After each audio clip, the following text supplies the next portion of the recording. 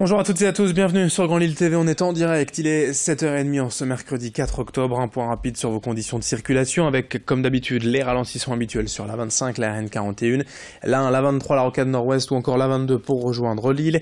Également cette zone de travaux sur la 27, l'autoroute Lille-Tournai entre Gruson et la frontière belge, zone de travaux et ralentissement dans les deux sens de circulation sur la 27, que ce soit vers la Belgique ou vers la France, soyez prudents dans le secteur.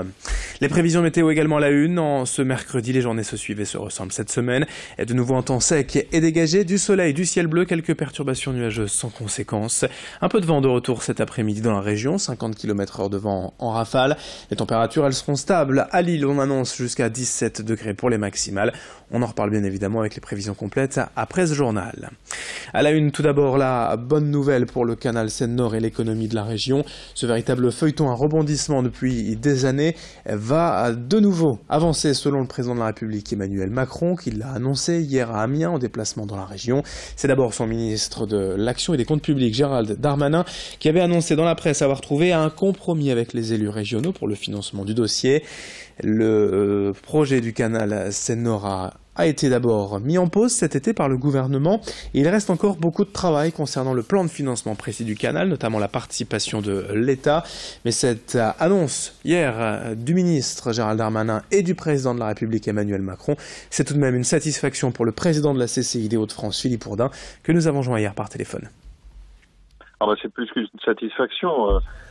Nous étions vraiment très contrariés de l'idée de ne pas l'avoir, puisque c'est évidemment l'équipement structurant qui va permettre aux Hauts-de-France de pouvoir travailler sur son idée, sur sa stratégie d'être une plateforme logistique de niveau européen. Ça va vraiment nous aider à démarrer et à créer ou à développer une nouvelle industrie, l'industrie des échanges dans les années à venir dans les Hauts-de-France. Et les 50 000 emplois dont on parle, ce n'est pas une vue de l'esprit, ce sont vraiment des études précises faites par rapport à ce qui se passe dans le Benelux, dans les pays du Benelux, avec l'ensemble de leurs ports.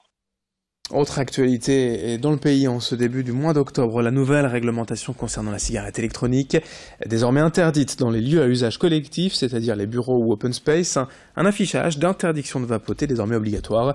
Plus largement, les produits de vape, liquides et arômes concentrés sont désormais distincts de la législation du tabac. La loi allège donc la règle pour les fumeurs et surtout pour les vendeurs de cigarettes électroniques. Ils ont été nombreux à s'installer ces derniers mois, certains ont évidemment dû fermer. La concurrence est rude. Comment se porte d'ailleurs ce marché, notamment dans la métropole lilloise? Explication de ce vendeur à Lille au micro de Vincent Vieillard. Ce qui a changé et ce qui fait que les gens ont l'impression peut-être que ça marche moins qu'avant, c'est qu'il y a moins de boutiques qu'avant. Mais il faut savoir qu'on était une exception mondiale en fait. On avait un nombre de boutiques en France qui avait absolument aucun rapport avec le développement du marché. Pour un marché qui démarrait, on avait dans une ville comme Lille par exemple assez rapidement entre 10 et 15 boutiques. On va dire qu'un tabac PMU, lui, il va avoir plusieurs activités, mais s'il se centrait que sur la cigarette, très clairement, il ne serait pas occupé tout le temps. Il n'y a pas besoin d'autant de magasins, finalement, dans une ville comme Lille. Le pire étant Paris. Paris, à un moment donné, ils ont eu 1400 boutiques, là où il y en avait 900 en province. Donc ça n'a aucun sens. Mais ça, je pense que c'est simplement un effet français.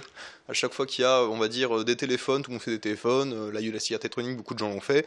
Et puis le temps a fait que le marché s'est maturé, que les vrais acteurs qui avaient envie de le faire, qui avaient envie de conseiller les gens de les faire arrêter de fumer, sont restés. La métropole européenne de Lille vient de nommer un médiateur public, Jean-Pierre Guffroy, administrateur général de la fonction publique territoriale. Son rôle est de faire le lien entre les habitants de l'agglomération et les services de la MEL, transport, logement, espace public ou voirie. Le médiateur intervient en fait en cas de litige. L'idée, c'est d'apporter une écoute, une réponse aux citoyens en toute impartialité, indépendance et confidentialité. Il peut être sollicité par tous dès que les démarches des usagers échouent auprès des services de la MEL.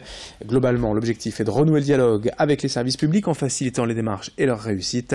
Ce médiateur intervient gratuitement en prenant contact par mail médiateur@lillemétropole.fr. On l'écoute d'ailleurs, Jean-Pierre Guffroy au micro d'Idil Gunaï. L'AMELS a souhaité se mettre en relation avec les usagers, en créant un service, une direction même de relations directes aux usagers, en créant des espaces de communication, de concertation avec les usagers. Et voilà, aujourd'hui, avec la médiation, on a une possibilité supplémentaire de se mettre dans une situation, disons, de meilleure compréhension. Aujourd'hui, c'est simple, hein, si on veut saisir le médiateur, on écrit médiateur @lillemetropole.fr. Et dans les 24 heures, on reçoit un accusé de réception. Et dans des temps rapprochés, on obtient une réponse et une communication directe avec le médiateur. En bref, hier midi à Villeneuve-d'Ascq, 2 piétons gravement blessés, une femme et un homme d'une 50aine d'années sont dans un état grave après avoir été percutés par une camionnette. Leur pronostic vital était engagé hier soir. L'accident s'est produit au rond-point Saint-Guilain, près du métro Les Prés. Le conducteur ne roulait pas vite, mais il aurait perdu le contrôle de son véhicule. 10 ans de prison pour le surveillant et éducateur sportif de Villeneuve-d'Ascq pour viol sur mineur et agression sexuelle. Les faits datent d'entre 2012 et 2015. Ce jeune homme de 29 ans comparaissait depuis plusieurs jours devant la cour d'assises du Nord à Douai. Et puis dans cette édition, enfin, ces images de la maison digitale inaugurée hier à Lille-Moulin. Chaque année, la maison de quartier aide 50 femmes à apprendre le français pour les aider dans leur quotidien, trouver du travail, bref, s'intégrer. Mais pour cela, aujourd'hui, il faut en plus maîtriser l'informatique. Voilà pourquoi cette maison digitale met depuis hier à disposition une dizaine d'ordinateurs pour y apprendre les bases d'Internet et de la bureautique. L'opération a été financée en partie par la ville, l'État et la Fondation Orange pour un coût total d'environ 30 000 €. Céline Huret était hier à l'inauguration de cette maison digitale à Moulins. Explication avec la directrice de la maison de quartier. La majorité sont des femmes qui habitent le quartier de Moulins. Elles ont entre 25 et 50 ans.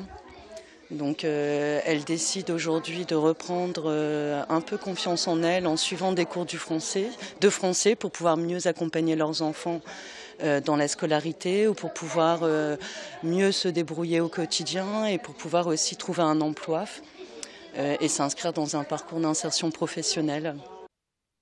Et fin de cette édition, à suivre vos prévisions météo. Merci de votre fidélité. 7h37 en direct sur Grand Lille TV. Vos prévisions météo et puis un nouveau point sur l'actualité régionale à 7h45.